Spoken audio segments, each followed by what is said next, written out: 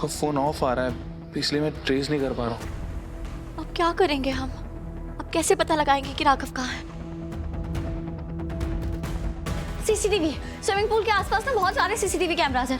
हम उसमें चेक कर सकते हैं कि वो राघव को कहाँ लेके गए।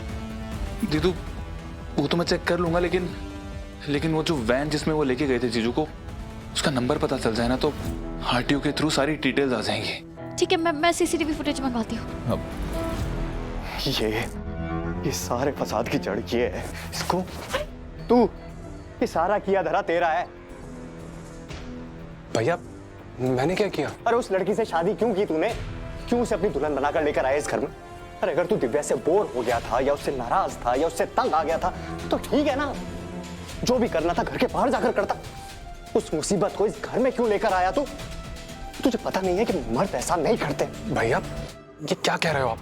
कल तक तो आप मुझे शाबाशी दे रहे थे, कह रहे थे कि मैंने बहुत बहादुरी का काम किया है, तो अभी अचानक। हाँ तो मुझे क्या पता था कि उसकी वजह से इतनी बड़ी मुसीबत में फंस जाएंगे हम लोग। तो ये सलाह दी आपने अपने छोटे भाई को? क्या कमाल फर्ज निभाया आपने बड़े भाई होने का।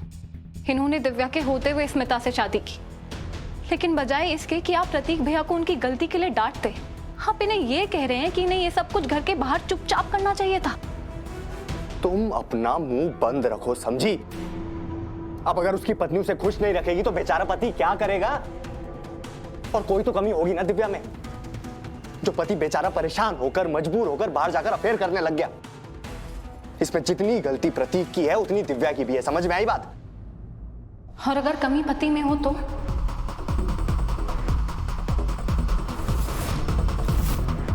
क्या पत्नी भी बाहर जाकर क्या कहना चाहती हो तुम? ये कि मुझ में कमी है, तुम बाहर जाकर किसी और के साथ अफेयर करोगी? नहीं, मैं बस ये कह रही हूँ कि चाहे कुछ भी हो, अगर आप शादी जैसे पवित्र बंधन में है तो उस बंधन को आपको पूरी पवित्रता के साथ निभाना पड़ेगा। और आप वो कदम कतई नहीं उठा सकते जिसकी तरफ आप इशारा कर रहे हैं या जो प्रतीक भैया ने किया।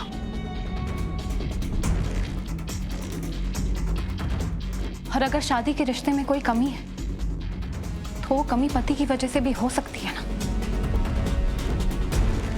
अपने गलत फैसलों के लिए अपनी पत्नी को बहाने की तरह इस्तेमाल करना बंद कीजिए। वाह, क्या कच कच कच कच कैंची की तरह जुबान चलने लगी है तुम्हारी। मेरे बेटे की कमी क्या पता चल गई है? तुम अपने बेस्ट फ्रेंड रीत की तरह घर में महिला मुक्ति आंदोलन चलाने लगी हो। अरे बस करो तुम लोग ये सब। एक तो इस घर में ऑलरेडी इतनी टेंशन, ऊपर से तुम लोग नए नए तमाशे शुरू करो। अरे इस फालतू की बहस की जगह कोई ये क्यों नहीं सोचता कि हमें राघव को मोंटी की कैद से छुड़ा के घर वापस कैसे लाना है? इसका तरीका तो बहुत सिंपल है पापा जी। स्मिता को उठाकर इस घर से बाहर फेंकिए, राघव ब्रो अपने आप इस हाउस में वापस आ जाएंगे। आखिर मोंटी भैया ने एक छोटी सी शर्त ही तो रखी है। मैं फिर से बोल रहा हूँ, स्मिता कहीं नहीं जाएगी।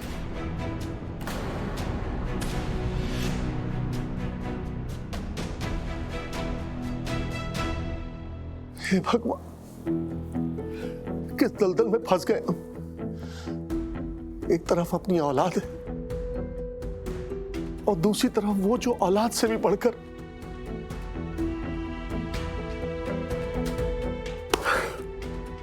क्या करूं?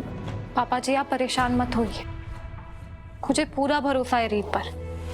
रीत राघव भैया को वापस लाने का कोई ना कोई रास्ता जरूर निकाल देगी।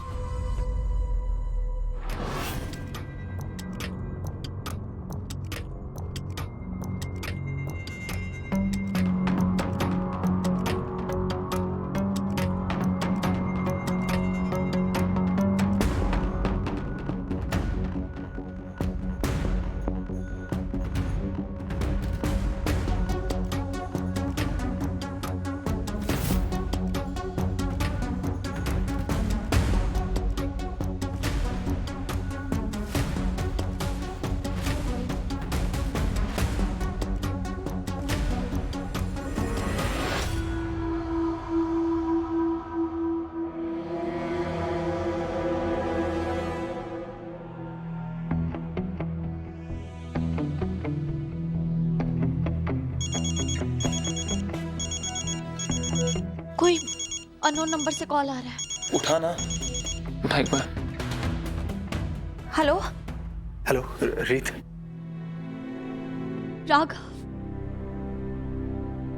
राघव, आप ठीक है ना? कहाँ हैं आप अपनी लोकेशन बताइए मुझे। रीत ज्यादा नहीं पता, पर ये कोई अजीब सा वेयर हाउस है और मैंने खिड़की से देखा था, कोई घंटा घर दिखाई दे रहा था और एक हेलो राघव, राघव, क्या हुआ? वो ध्रुव राघव का फोन था। उन्होंने बताया कि वो किसी वेयर हाउस में है और उसके आसपास कोई घंटा घर है। उससे ज्यादा वो बता नहीं पाए क्योंकि शायद किसी ने उन्हें बात करते हुए सुन लिया, या पता नहीं। वो ठीक तो होंगे ना? आई होप वो ठीक हो, उन्होंने कोई चोट ना पहुंचाई उन्हें। नहीं, राघव को कुछ नहीं हो सकता। वो बिल्कुल ठीक होंगे। और ध्रुव, हम अभी घबरा नहीं सकते क्योंकि अगर हम घबरा गए ना तो हम उनकी लोकेशन का पता नहीं लगा पाएंगे। अभी हमें बिना घबराए, बिना डरे ये पता लगाना है कि हम राघव तक कैसे पहुंच सकते हैं। तू सही कह रही है, पर तेरे पास कोई प्लान है क्या? मतलब तेरे पास हमेशा कोई ना कोई प्लान रहता है। ये नंबर जिससे मुझे अभी कॉल आया था, हम इसे ट्रेस करके पता लगा सकते हैं ना कि वो कहाँ है। और मैं किसी को जानती हूँ जो ऐसा कर सकता है। दिव्या और मुझ में उम्र का बड़ा अंतर है। हम दोनों सगे भाई बहन होते हुए भी कभी इतना पास नहीं आए। पारिवारिक बोझ के चलते मैं हमेशा अपने काम में बिजी रहता था। दिव्या को मिस मुरैना बनना था, वो अपने काम में बिजी थी। फिर प्रतीक से उसकी शादी हो गई और वो ग्वालियर चली गई, मुझसे दूर हो गई। पर आज मौका मिला है ये साबित करने का कि मैं उसका सिर्फ बड़ा भाई नहीं, सबसे प्यारा भाई हूं मैं उसका। और ये मौका मैं अपने हाथ से जाने नहीं दूंगा। और तुम्हें जाने देना भी नहीं चाहिए। देखो मोंटी, तुम जो कर रहे हो बिल्कुल ठीक है, लेकिन तुम्हारा तरीका बिल्कुल गलत है। मुझे यहाँ लाना, रीत को धमकी देना, इससे प्रतीक ने दिव्या भाभी के साथ जो किया वो ठीक नहीं हो जाएगा। अगर तुम्हें किसी को डराना धमकाना चाहिए तो वो प्रतीक को, और उसके लिए तुम्हें कुछ बड़ा करने की जरूरत नहीं है। मैं जानता हूं प्रतीक को, तुम उसे आंखें भी दिखाओगे तो काफी रहेगा उसके लिए। मोंटी, ये फैमिली मैटर है, लेकिन तुम जो कर रहे हो ये इसे क्रिमिनल मैटर बना देगा। तुम्हें प्रतीक को सही राह पे लाना है, खुद गलत राह पे नहीं जाना है। अपनी बकवास बंद कर, अपनी बातें मेरे दिमाग में मत डाल। माना कि मैं कान से कच्चा हूं, इसका मतलब ये नहीं है कि मैं तेरे इशारे पे नाचूंगा। तुम रीत को जानते नहीं हो। उसने एक बार ठान लिया वो यहाँ आएगी तो वो यहाँ आएगी, उसके बाद तुम्हारे लिए अच्छा नहीं होगा, पछताओगे तुम। यस, यही वो लोकेशन है जहां से आपको कॉल आया था। पक्का ना? हाँ पक्का, पर वो फोन अभी स्विच ऑफ है, तो पक्का नहीं कि तुम उस इंसान को वहां ढूंढ पाओगे या नहीं। तुझे क्या लगता है मैं उस पिंडी पत्रकार से डरता हूँ? अगर वो तुझे ढूंढते ढूंढते यहाँ भी आ गई ना तो उसे भी यही बंद कर दूंगा। फिर दोनों मियाँ बीवी बैठ के यही पे अंताक्षरी और लूडो खेलना, समझा क्या? मोंटी, तुम गलत कर रहे हो। औकात में रहो, जानते नहीं हूं मैं कौन हूं।